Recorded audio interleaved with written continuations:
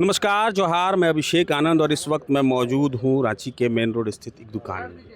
ये दुकान इसलिए अभी ख़ास है क्योंकि ईद का बाज़ार लगा हुआ है और ईद के बाज़ार को लेकर के यहाँ क्या कुछ रौनक है, हम यही जानने के लिए आए हैं। मगर यहाँ आने के बाद हमें कुछ नई बातें पता चली हैं। वो ये कि इस बार ईद के बाज़ार से रौनक थोड़ी गायब है, जिसकी वजह ये है कि मिडिल ईस्ट में जो वॉर चल रहा है उसे लेकर के बाज़ार में इफ़ेक्ट देखने को मिल रहा है। हमारे साथ आदिल जी हैं और जिस शॉप में हम खड़े हैं वहाँ पर इत्र से लेकर के काफ़ी कुछ चीज़ें ये बेचते हैं और हर साल के मुकाबले में इस साल मार्केट इनका कैसा है हम ये जानते हैं और क्यों, अगर मार्केट में कुछ दिक्कत है तो क्यों है, हम ये भी बात इनसे करेंगे। आदिल जी, आपका बहुत बहुत स्वागत है जी। बताएं इस साल कैसा है आपका बाज़ार? इस साल तो पिछले साल के मुकाबले और अमूमन जो साल गुज़र चुका है उसके मुकाबले हमारा थोड़ा सेल डाउन है, क्योंकि इज़राइल और ईरान का जो लड़ाई हो रहा है उसके चलते, क्योंकि बहुत सारे लोग अभी नहीं आ पा रहे हैं, क्योंकि ईद की ख़रीदारी हर साल की तरह नहीं हो रही है। थोड़ी दिक्कत आ रही है लोगों को, क्योंकि लोगों के पास पैसे की भी किल्लत है और जो बहुत सारे इत्र जो आते हैं हमारा जो ईरान और सऊदी और दुबई से आता है, तो वो लड़ाई के चलते अभी वो फंस चुका है। मतलब और इत्र वहाँ से आता था, बहुत अच्छा इत्र जो बता रहे थे आपके, कुछ अच्छे इत्र आते थे जी। और जो कि इस बार वो नहीं आ पा रहे हैं वॉर की वजह से। जी हाँ। और किस तरह की दिक्कत है? और दिक्कत ये है कि अभी जैसे गल्फ़ का कुछ आइटम फंसा हुआ है, एक्सपोर्ट इंपोर्ट का मामला है, तो उससे अभी प्राइस भी बढ़ा हुआ है, प्राइस भी बढ़ गया। तो उससे लोगों को दिक्कत आ रही है ख़रीदारी करने में। जी। तो एक चीज़ बताएं कि एक सवाल और है कि बहुत लोग कह रहे हैं कि गल्फ़ कंट्रीज़ में जो मुस्लिम लोग रहते हैं तो वो हर साल वहाँ पर से ईद के वक्त में लौटते हैं, जिसके वजह से बाज़ार में जो वो पैसे कमा करके आते हैं और बाज़ार में फिर वो ख़रीदारी वगैरह करते हैं, तो बाज़ार में एक रौनक बनी हुई रहती है उनके आने से, वापस आने से घर में भी खुशियाँ रहती हैं। तो इस बार भी बहुत ऐसे लोग हैं जो फंस गए हैं और कुछ ऐसा कुछ भी। जी हाँ, लोग तो फँसे हुए हैं। हमारे भी कई रिश्तेदार हैं जो फँसे हुए हैं, गल्फ़ कंट्री में आना चाहते हैं, क्योंकि सालों महीनों भर इबादत करते हैं।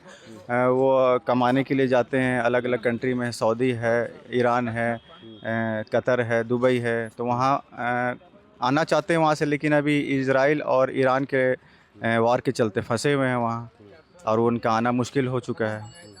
तो जैसे कि आप बता रहे थे कि जो ये जो टोपी जो है इसको जो आप लोग अपने भाषा में जो इसको नाम देते हैं जो पहने हुए, इसको क्या कहते हैं? इसको टोपी बोलते हैं। इसकी का अलग-अलग इसका नाम है, जैसे धागे वाली टोपी है, उसके बाद फिर इसका ये टर्की टोपी है, उसके बाद फिर ये मिसबाह कैप है, उसके बाद फिर ये आपका अफ़गानी टोपी है, वहीं से आती है बहुत सारी मटेरियल। तो ये सब गल्फ़ कंट्रीज़ वगैरह से आती है। हाँ। तो इसका रेट जो है वो बढ़ गया है। रेट बढ़ चुका है, क्योंकि उसी वॉर के टेंशन की वजह से। वॉर के टाइम से तो देखें, जैसे कि बता रहे हैं आदिल जी कि वॉर की वजह से काफ़ी कुछ दिक्कतें सामना करना पड़ रहा है इन्हें। जैसे इनका इत्र का भी काम है और इनका कहना है कि कई बढ़िया जो इत्र है, बेहतर इत्र जो है, जो मिडिल ईस्ट से, कई ईरान से और अन्य कंट्रीज से आते थे, वो अब आ नहीं पा रहे हैं और जो कपड़े हैं उसके भी दाम बढ़ चुके हैं और जिसके वजह से काफ़ी दिक्कतों का सामना करना पड़ा और बाज़ार में जो है वो रौनक नहीं रही है। आदिल जी, हर साल के मुकाबले जो कहना चाहेंगे इस साल, तो इस साल क्या अलग आपको दिख रहा है? अलग ये दिख रहा है क्योंकि थोड़ा सेल डाउन है हमारे नहीं, पूरा मार्केट का ही सेल कम है। और ऐसा कुछ हर साल हमारा होता है ना कि हर डिपार्टमेंट में कुछ नया आइटम आता है, लेकिन इस साल कुछ नहीं आया। सेल भी डाउन है और आइटम भी कम है और लोगों में ख़रीदारी करने की चाहत भी कम है, वही मेन चीज़ है। अगर मिडिल ईस्ट की वार को छोड़ दे तो आप इसके अलावा क्या रीज़न समझते हैं इसको? इसके अलावा यही समझेंगे, क्योंकि महंगाई बढ़ चुकी है, लोगों के पास उतने खर्च करने के लिए पैसे नहीं हैं और कुछ बचा करके चलना चाह रहे हैं। अच्छा, एक सवाल आपसे हम कर रहे हैं, उसको मैं बीच में घुसा रहा हूँ ईद के माहौल में और बहुत ज़रूरी भी सवाल है।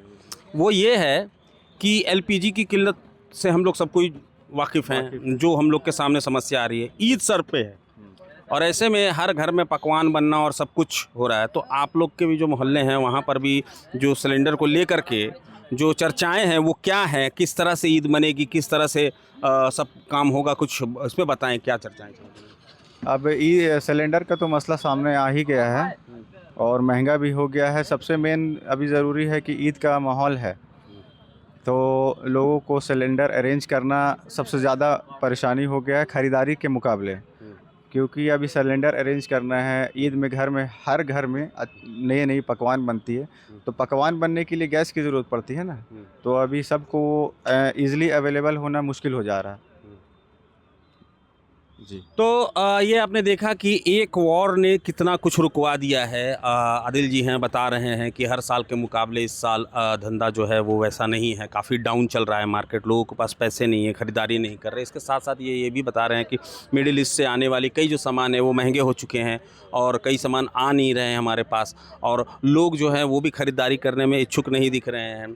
साथ ही साथ इन्होंने LPG सिलेंडर की भी बात कही कि हर घर में पकवान बनता है, और अगर ऐसे में यहाँ सिलेंडर मुहैया नहीं होगा तो ईद कैसे मनेगा। तो ये एक देखने वाली बात है, और आने वाले दिनों में जब ईद सामने आएगी तो इस समस्या से सबको रूबरू होना पड़ेगा, ऐसा ये भी मान के चल रहे हैं। लेकिन हम उम्मीद करते हैं कि सब कुछ ठीक हो और मिडिल ईस्ट का जो वार है वो भी ख़त्म हो, मार्केट जैसा इनका चल रहा था वैसा सुचारू रूप से चलने लगे, क्योंकि ईद सबके लिए है। एक साथ यहाँ पर हम लोग रांची में ईद, रामनवमी, सरहुल सब कुछ हम लोग एक साथ मनाने चाह रहे हैं, तो हर कोई खुश रहे, हर कोई बिजनेस करे, हर कोई के घर में खुशियाँ हों, हम यही उम्मीद करते हैं। रांची से प्रभात खबर डिजिटल के लिए मैं अभिषेक आनंद। प्रभातखबर.com, विश्वास वही, रफ्तार नहीं।